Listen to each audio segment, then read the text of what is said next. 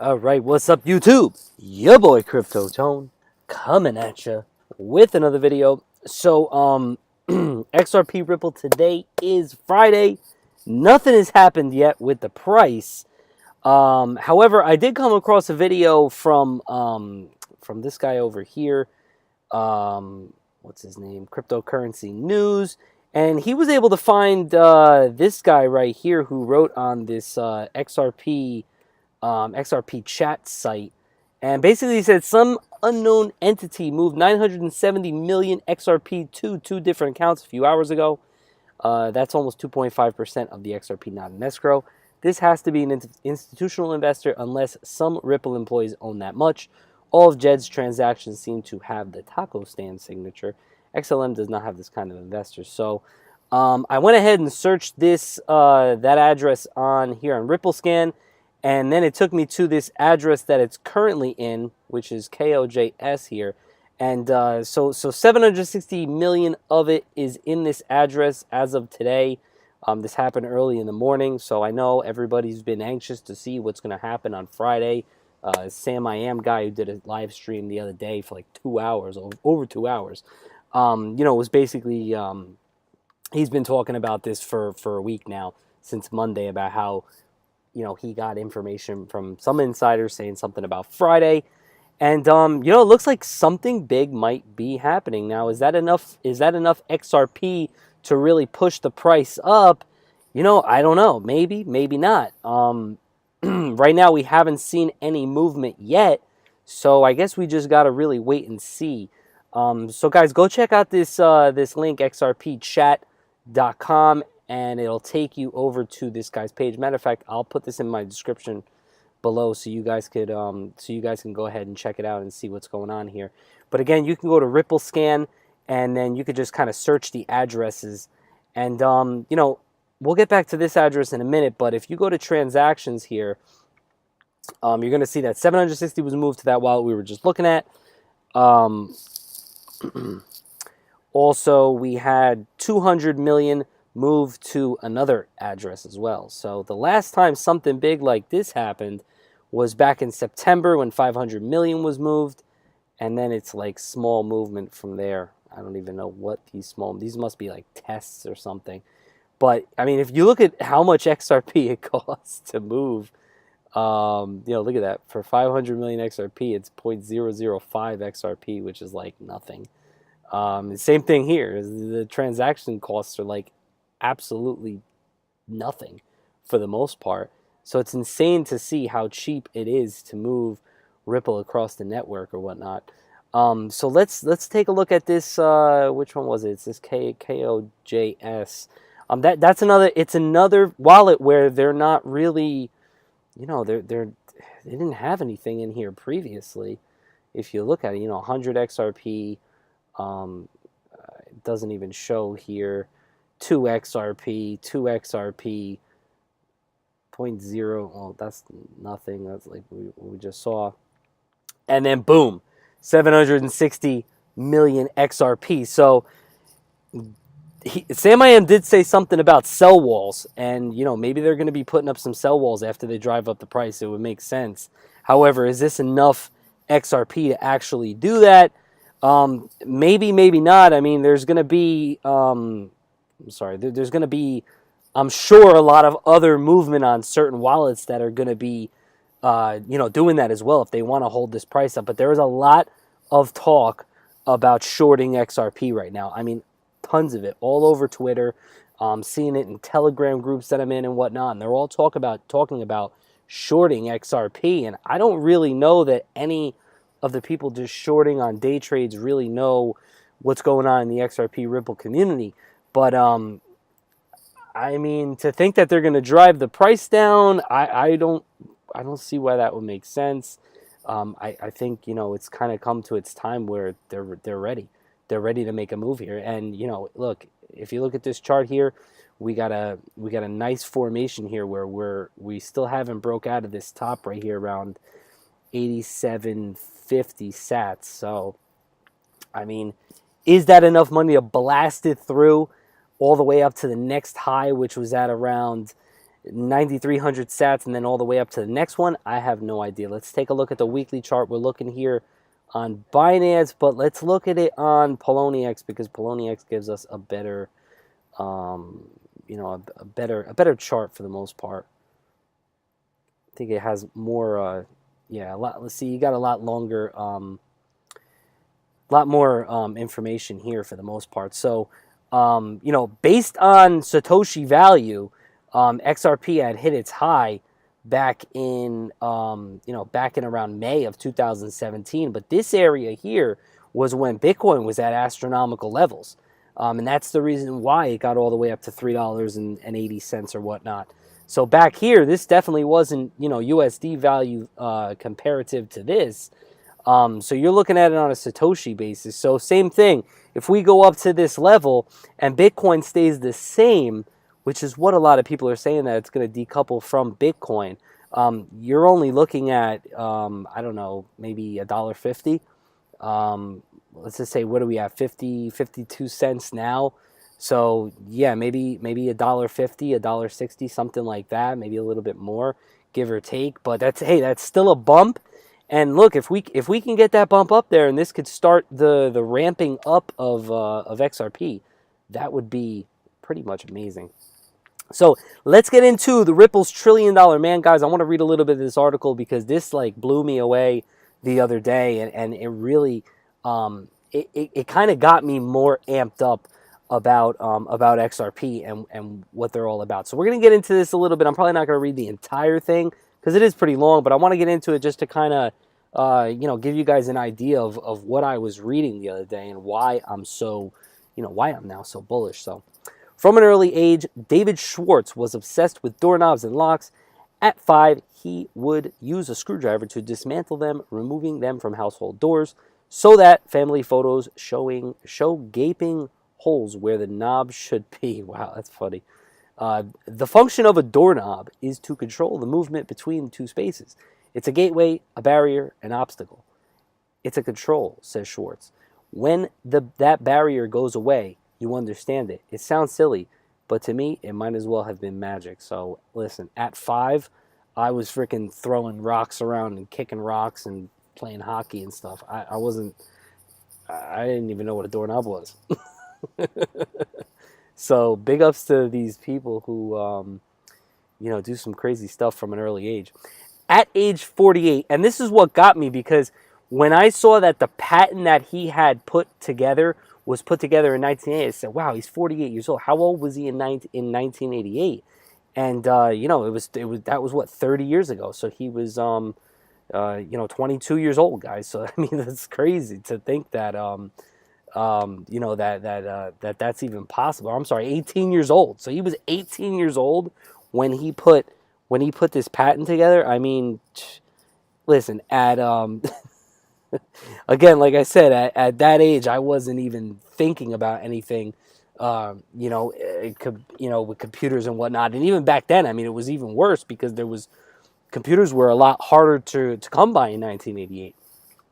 So at 48, Schwartz, bearded and balding with shoulder-length hair, is the Gandalf wizard of San Francisco's Ripple and co-creator of the second most valuable cryptocurrency now, XRP.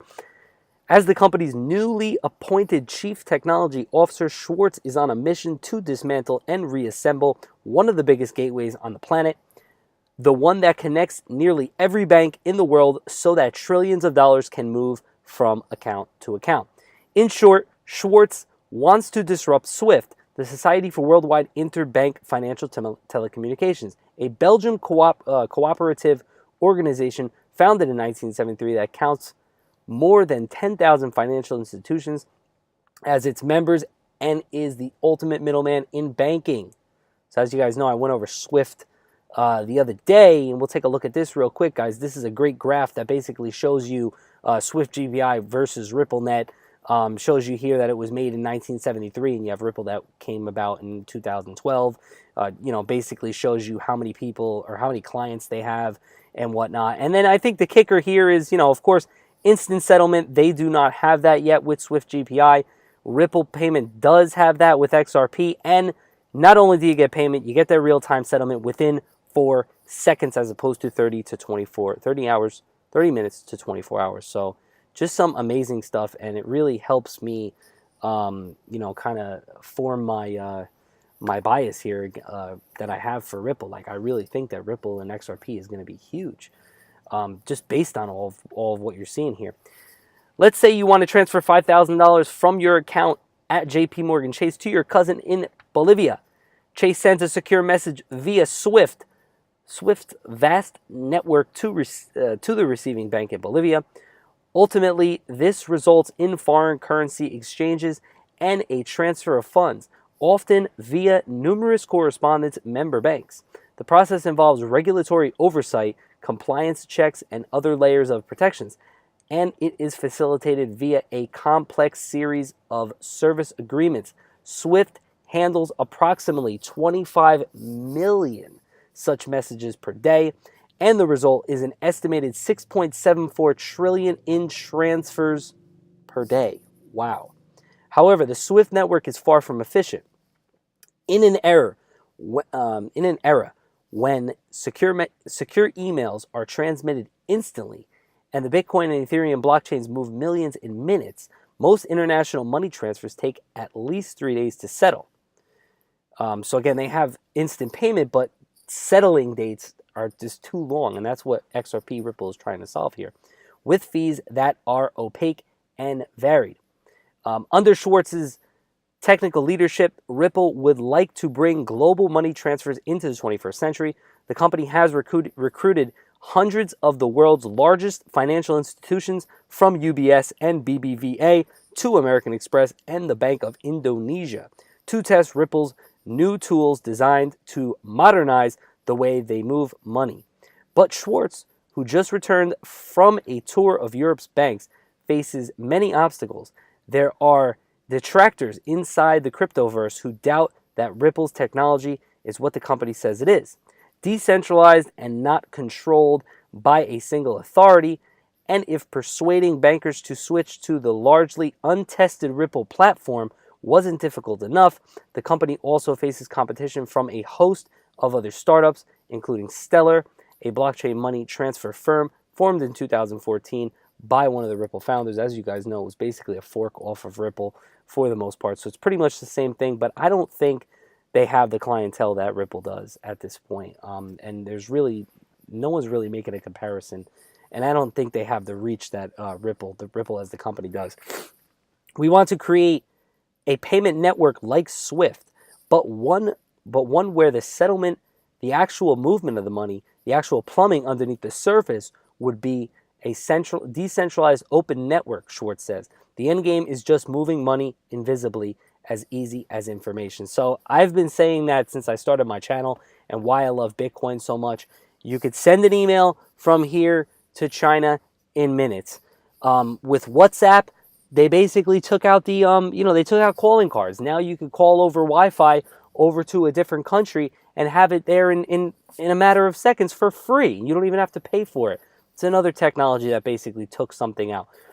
What makes anybody believe that this technology here, the transfer of money in seconds, isn't going to take out the older, clunkier model of what we're using now? Is just really hard to think that we're just going to keep going with these older payment systems. So, just to kind of reiterate what I just said, the end game is just moving money invisibly, as easily as information, and quick, fast, super fast. That's what we want. Everybody wants everything super fast these days. Everybody in America is still waiting for 5G internet like they got in Korea and things like that. We want everything to be super fast. And people get aggravated when they can't get their phone to work or something like that, and people want simplicity. And they don't want to wait 3 to 5 days to be able to send money across these. Schwartz's background mirrors that of many of today's technologists. As a precocious preschooler in suburban Long Island in the 1970s, he began programming his father's Texas Instruments and Hewlett-Packard calculators, mostly to create pictures on their tape readouts. I mean, if that doesn't blow your mind, I don't know what does, because that's unbelievable. In high school, he was the prototypical nerd, Sports weren't his thing, but chess was. In 1990, he received a degree in electrical engineering from the University of Houston. The following year, he was awarded his first patent. So the patent was put out in 1988, and I believe it was awarded in 1991. 20 years before Satoshi Nakamoto invented the Bitcoin blockchain for a distributed computer network he designed to lighten the burden of the central process. So this guy basically invented this system prior to Satoshi Nakamoto inventing Bitcoin, which is mind-blowing. And there's verifiable facts on that, guys. This isn't no BS. If you put in David Schwartz patent, I've shown this before on my channel, but I'm going to show it again since I'm going over the article here. You could see right here when you Google it, it comes up and it shows you all the information, the patent number. It shows you the date of the patent. So when he filed the patent in 1988, actually the date of the patent was awarded in 1991, 3 years later. So, that kind of stuff takes time, obviously. But it's just amazing to read this. It really is mind-blowing. In 1992, Schwartz and his father, a doctor of internal medicine, co-founded a medical technology company that developed a non-invasive device for recording data about heart murmurs. The product didn't sell well, but demand for programmers rose during the dot-com era, and Schwartz pursued a number of network-related programming positions. Meanwhile, he was getting interested in cryptography. In 2001, he landed at a company in Santa Clara, California called Webmaster Inc., where he helped design an early cloud-based storage system. Wow, early cloud-based storage system, 2001. We weren't even thinking about that back then. During this decade, during his decade there, he also consulted for the national security of the NSA, helping integrate the agency's networking software with the existing security and public key infrastructure technology. In other words, Schwartz was gaining a working knowledge of cryptography at a high level. It was a fantastic experience, he said. Along the way, Schwartz developed an online persona, Joel Katz. This name was inspired by Stimson J. Cat from the Ren and Stimpy show, which I used to love, for sure. That and Beavis and Butthead were my favorite. The pseudonymically published his physiological meanderings.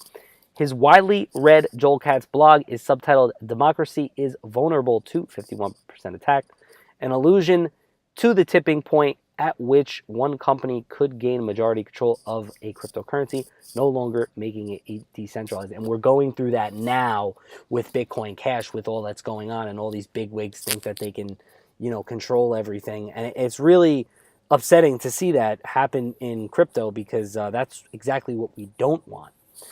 In early 2011, Schwartz was looking for something new. Crypto anarchists were beginning to explore the Bitcoin blockchain as a way to avoid central oversight. While Schwartz doesn't identify as a libertarian, he had purchased a few Bitcoins and agreed with many of the movement's ideals. He was particularly troubled by the centralized control of money. If no bank will do business with me, I don't get a hearing in a court of law. I don't get to read the law. I don't get to confront my accusers. Wow, that's really powerful right there, because I had problems in the past with business accounts with Chase Bank, and I remember they just shut me down for no reason. Me and my business partner, and we had issues with that, and we had to move everything to another bank, and they quietly said that you can't come back, and basically just kicked us out, and we had to go to another bank, which was really upsetting.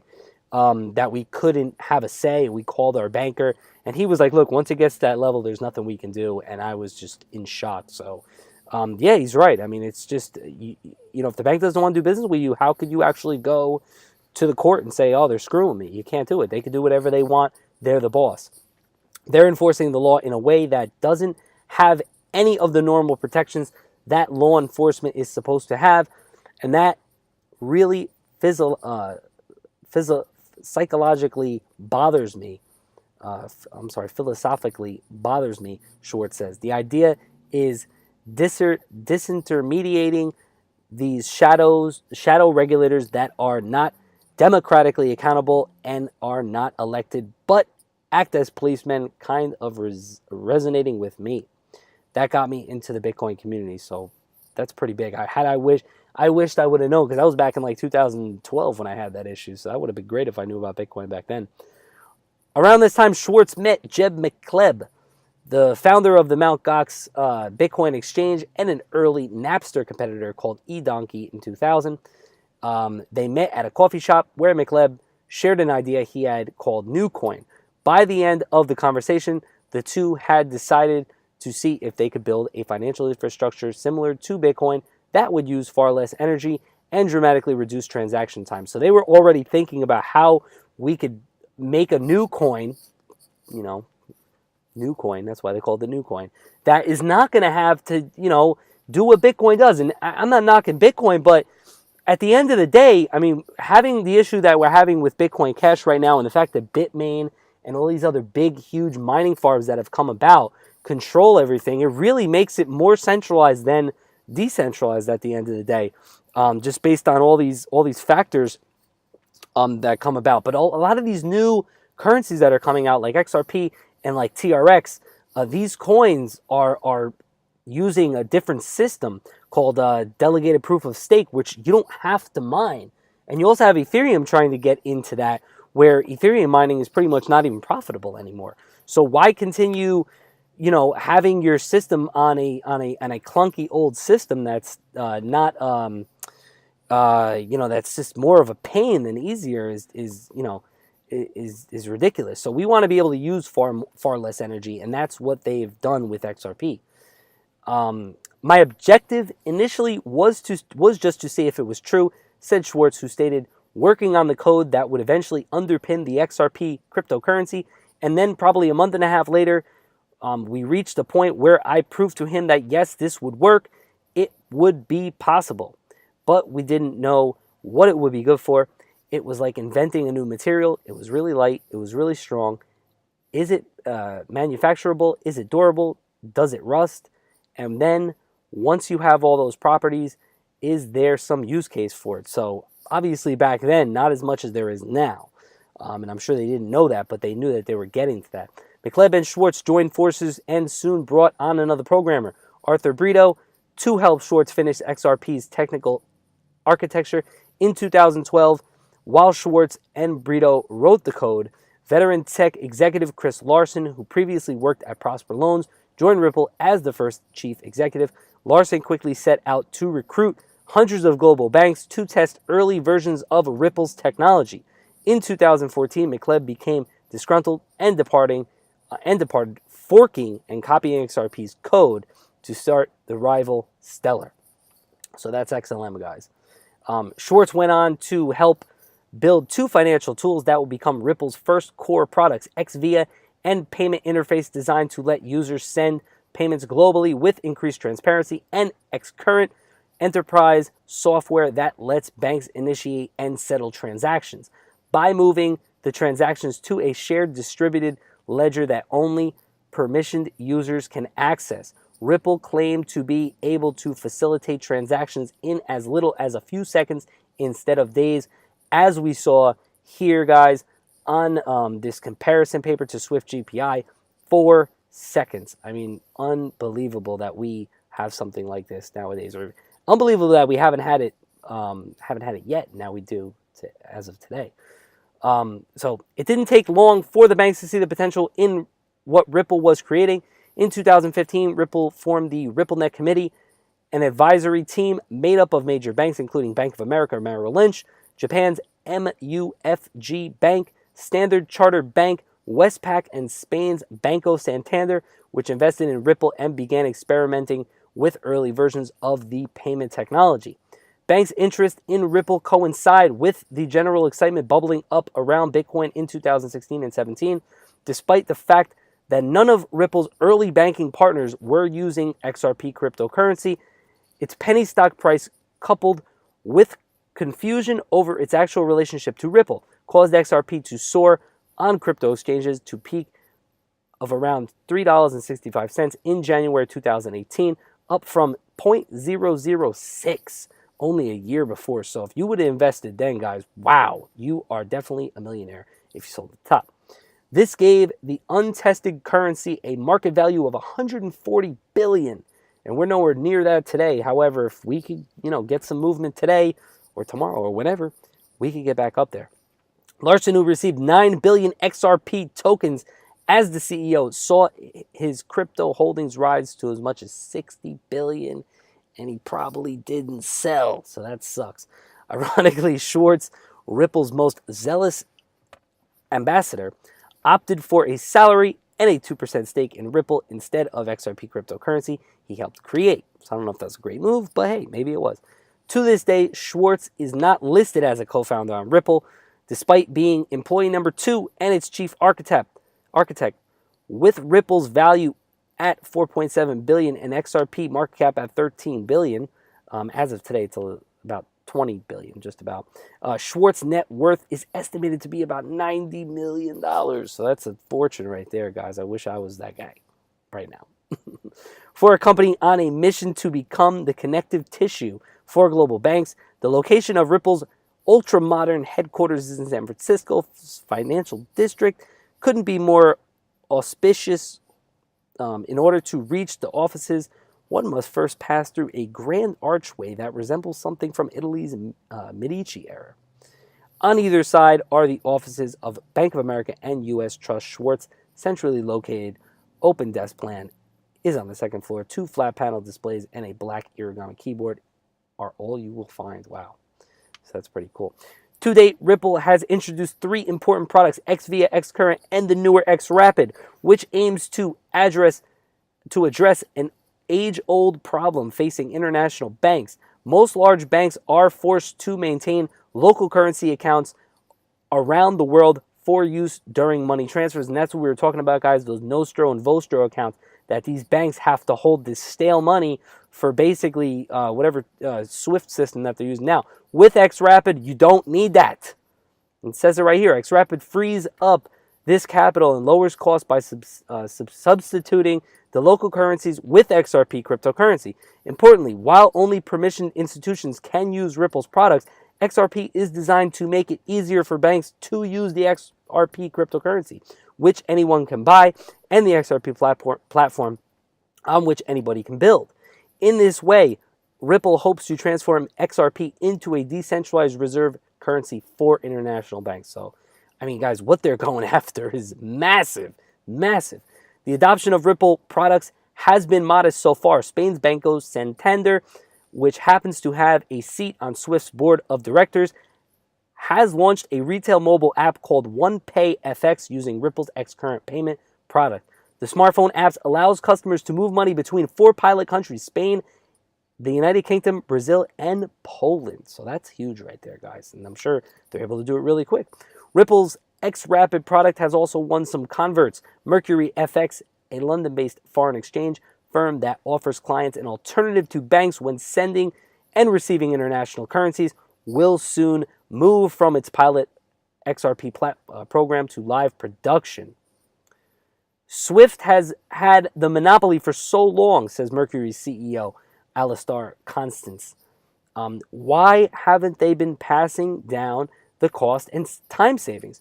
The answer is that inefficiency and laziness has made them a lot of money because they're a monopoly and they really just don't care at this point. And this is what's basically happening after after that happens, is that you get lazy, you're going to get taken out by a competitor, and that's what it's looking like now.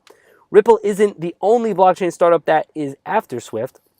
Banco Santander, for example, is working with 2 other financial infrastructure blockchain platforms, Hyperledger Fabric and Ion, to explore other applications. Like a lot of banks, we have to place different bets on different areas, says the managing director, John Whalen. The competition has jolted Swift into action. Last year, it launched a Global Payment Innovation, GPI, initiative in an effort to make its payments real time. As of June 2018, some 180 banks were using this encrypted non-blockchain alternative to transfer about 100 billion in cross-border payments per day. GPI isn't